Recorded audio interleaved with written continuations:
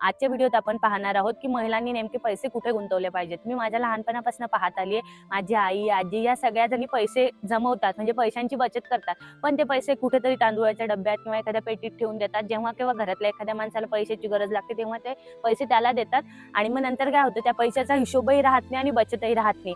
हे आपल्या मागच्या पिढीने केलं, पण आता आपण यात काहीतरी बदल केला पाहिजे। कारण मी माझ्या आजूबाजूला असंख्य महिला पाहते ज्या महिन्याला पगार कमवतात, पण तो सगळा पैसा नवऱ्याच्या हातात देतात।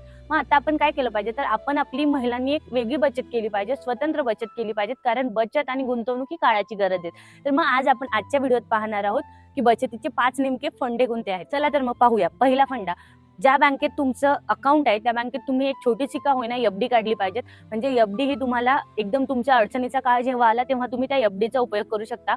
दुसरी गोष्ट म्हणजे तुम्ही आरडी काढू शकता, दर महिन्याला तुम्ही त्या आरडीत पैसे टाकू शकता। तिसरी महत्वाची गोष्ट म्हणजे तुम्ही एक उत्तम अशी एसआयपी सुरू करू शकता।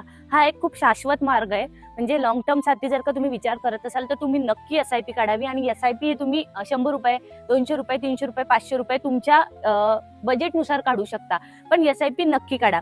चौथी महत्वाची गोष्ट आहे, सगळ्यात काळजाचा विषय जवळचा महिलांच्या, ते म्हणजे मला असं वाटतं की महिलांनी नाही तोळ्याच्या स्वरूपात तर ग्रॅमच्या स्वरूपात का होईना थोडं थोडं सोनं घ्यावं। ते तुम्ही डिजिटल स्वरूपात घेऊ शकता किंवा प्रत्यक्ष दुकानात जाऊन खरेदी करू शकता, पण बाईने म्हणतात ना की स्त्री धन ते असलंच पाहिजेत। आणि पाचवी सगळ्यात महत्वाची गोष्ट मी तुम्हाला सांगणार आहे, ह्या 4 गोष्टी आपण कशासाठी करणार आहोत, गुंतवणुकीसाठी, पण जेव्हा तुमचं शरीर चांगलं राहील तेव्हाच तुम्ही गुंतवणूक करू शकता।